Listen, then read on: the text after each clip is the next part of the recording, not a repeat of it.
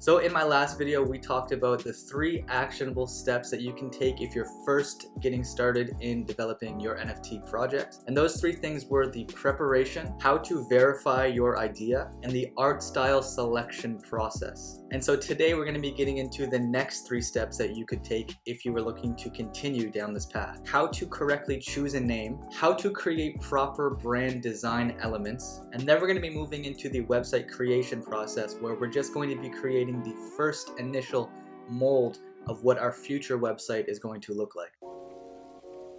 Alright, so choosing a name for your NFT project. So this is going to be different based on whether you're creating an NFT collection or just a one-of-one NFT art piece. I'm going to assume that you're creating an NFT collection because, quite frankly, that's what I'm doing. So when choosing a name, there are specific parameters that you're going to want to confine yourself to. Now the first is that you want your name to be something that's memorable. Now it's hard to exactly pinpoint what makes a brand name memorable versus not memorable, but here are some key takeaways when creating your brand name. Have your name just be a description of what your NFT is. So take Pudgy Penguins for an example. They're literally penguins that are pudgy. Or perhaps instead of just completely describing your idea within your name, maybe have a little bit of a spin-off. Take Mechaverse as an example. They're combining the words mecha, which is basically what the NFT is, with metaverse, which is where the NFT is going to be living.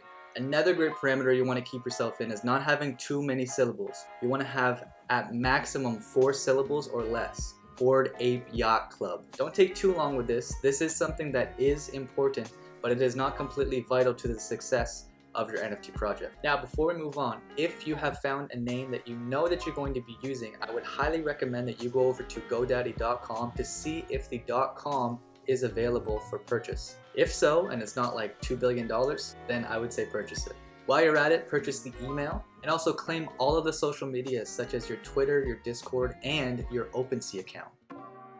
Alright, now let's talk about brand design and exactly what it is. So brand design is basically the visual elements of a particular business that allows the brand to have a voice without having to speak. Now brand design is super important, particularly with NFTs where we're really telling a story with the NFT project, and the brand elements, whether they're good quality or bad quality, are going to convey some type of message to the person who's going to potentially be investing a lot of money into your project. NFTs are all about trust, and any way that you can convey that you are more of a professional than other people is going to lead you in the right direction to be ahead of your competition. And one of the ways we can do that is by having awesome brand design. So for this video, we're specifically just going to be focusing on logo creation. Now a great place to go is a website called Creative Market. Here you'll find plug and play templates for you to enter your business name, perhaps have a little bit more inspiration as to create your brand. And Creative Market is just a place that I think is so underrated.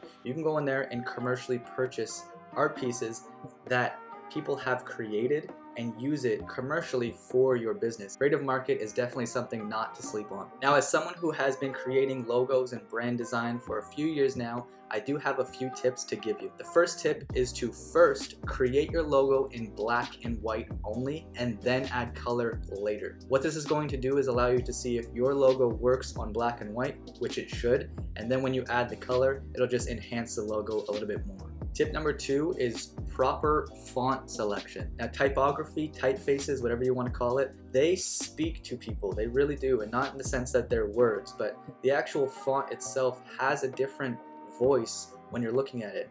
One with very curly letters is going to convey a different message than one that's very, very structured. So pick the font that speaks best to your idea and what you think is going to convey the best message to your audience. Tip number 3 is that simplicity is better. Most people who are going to be viewing your logo are going to be doing so on their phone. You know, they're going to be viewing your website or your Twitter, and they'll be using their mobile device. So with that being said, mobile screens are pretty small, and even further, your logo is going to be just a portion of that screen. So to have your logo be very intricate and complex and very detailed is not something that I would recommend.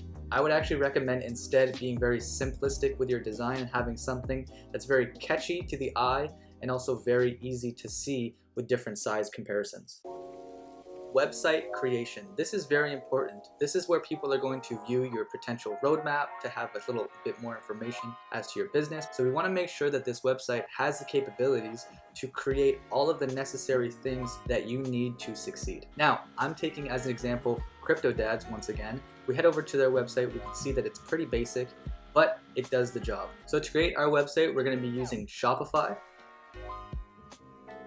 And then we're going to navigate to the paid theme section on Shopify, and we're going to be using this theme that's called Streamline. Now personally, I've used this theme for a lot of my other businesses that I've done in the past, and it works tremendously well. And as you can see, CryptoDads is actually using this exact same theme using Shopify. So once you have that all set up, all I would recommend you do at this point is just plug your logo into your website so that it's there, and then begin the process of thinking about what you're going to be filling this page with. In the next video log, we're going to be talking about how to create the variations necessary to generate 10,000 individual pieces. So with that all being said, this is now the end of this video log. If you haven't done so already, I highly recommend minting that subscribe button. You'll be one of the first to do so, and I'll see you in the next video log.